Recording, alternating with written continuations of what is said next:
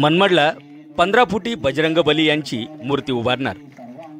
मनमाडच्या Vivekanand Nagar number 2 येथील श्री भोलेनाथ मंदिराजवळ 15 फुटी बजरंगबली यांची मूर्ती उभारण्याच्या कामाचे भूमिपूजन युवासेना जिल्हा प्रमुख फरहान दादा खान यांच्या हस्ते विधिवत पूजन करत संपन्न झाला।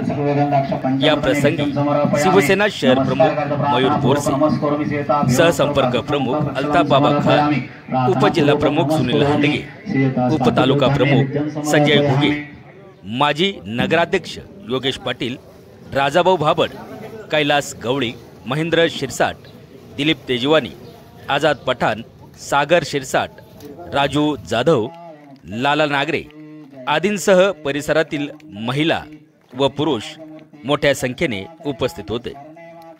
आवाज न्यूज मराठी, मनमाड।